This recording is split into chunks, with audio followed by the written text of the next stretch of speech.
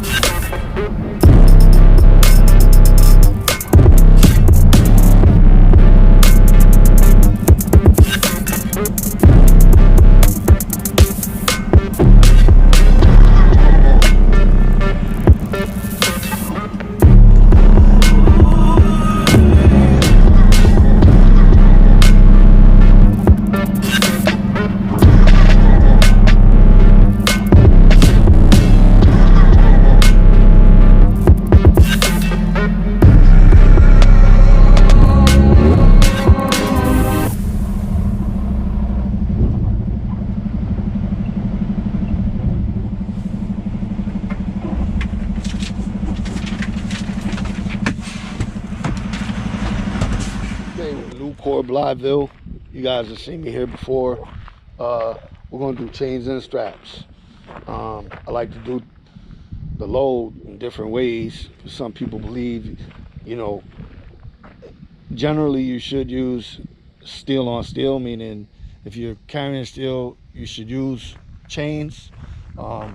Some companies and bills will tell you specifically that you can't use chains on their steel because they don't want to damage for whatever reason, but that's not the case here. Some people will just throw a whole bunch of straps over this steel and get down the road, and that's fine if they're comfortable with that. Some people will throw all chains and get down the road, and that's comfortable with that.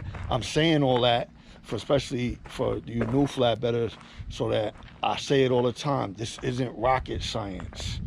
There's a certain amount of weight on your load, and mine is 43,000, and there's a certain amount of securement you need to stop your forward force, downward force, side to side, backwards, upwards, so on and so forth.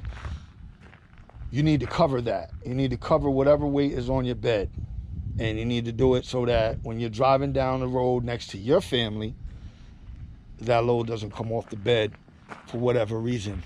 Or if somebody, because we got a lot of four-wheelers out here that drive like maniacs, including some truckers that cut you off and they want to hit their brakes or jump on their phone, and you got to jump on your brakes. You do not want this steel going through the back of your truck and killing you, or a coil, or what have you. So we're going to get to it. 2 chains, and the rest I'm going to do straps. All right? I could just throw 5 chains and get down the road. Like I said, I'm just doing it so that, especially for the new flatbedders, you don't have to sit there and think, oh, what am I supposed to do? Am I allowed to do this? Am I allowed? You can't throw straps over the steel.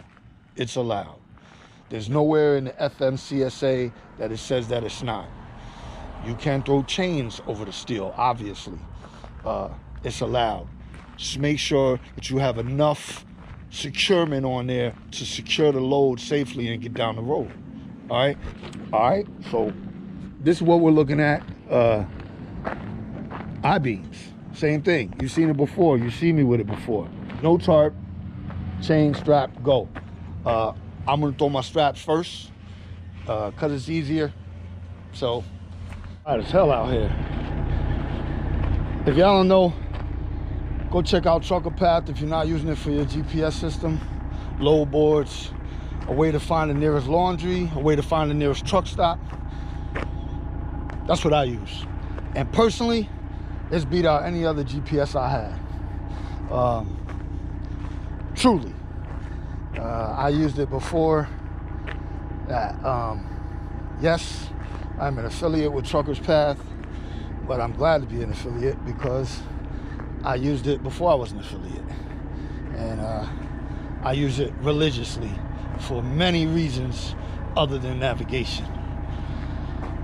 Check out the link in my description, get a free trial. Let me know if you have any thoughts on the app.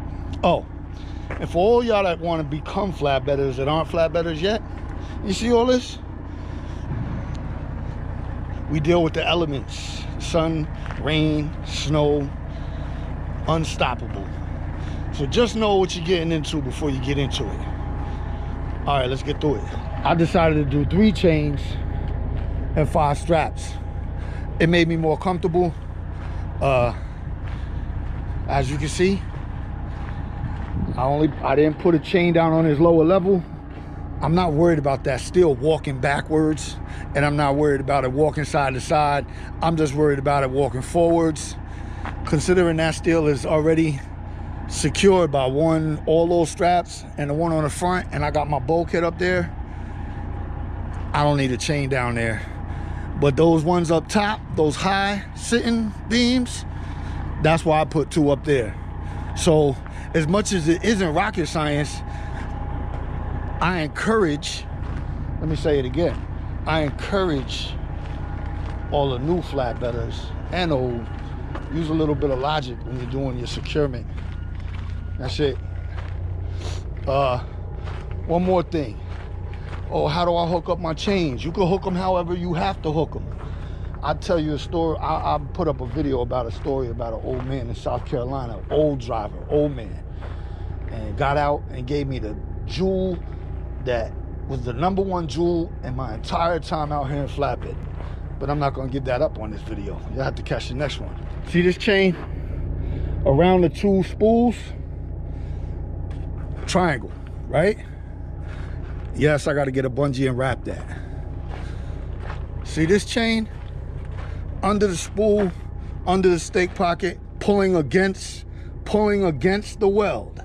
It's pulling against the weld, not in, pulling against the weld. Pulls out. Always pull out when you go around the stake pockets, because this is the strongest part of the stake pocket. It's reinforced. If you pull that way, there's no reinforcements over there.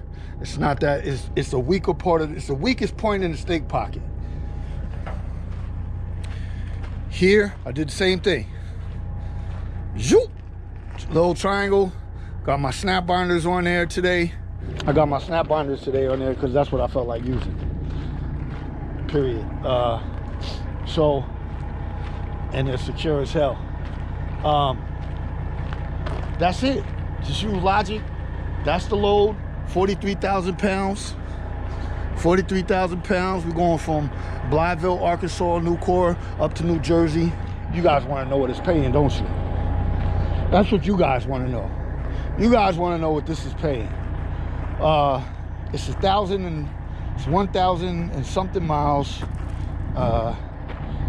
Between 1 and 1,100 miles. And I'm getting 4,300 on it. So it's good for me, you know. I'll be honest, man, I ain't out here trying to get rich. Not off of trucking, that is. I'm rich already in many ways. I just want to be comfortable off of trucking. Other streams of revenue will get me where I need to get, including the trucking revenue. So y'all know what it is, man. Stay encouraged, stay empowered, stay positive, help the next driver, and do what's right. At least try. Y'all know what it is. Be cool, stay fresh, put God first. Peace, always.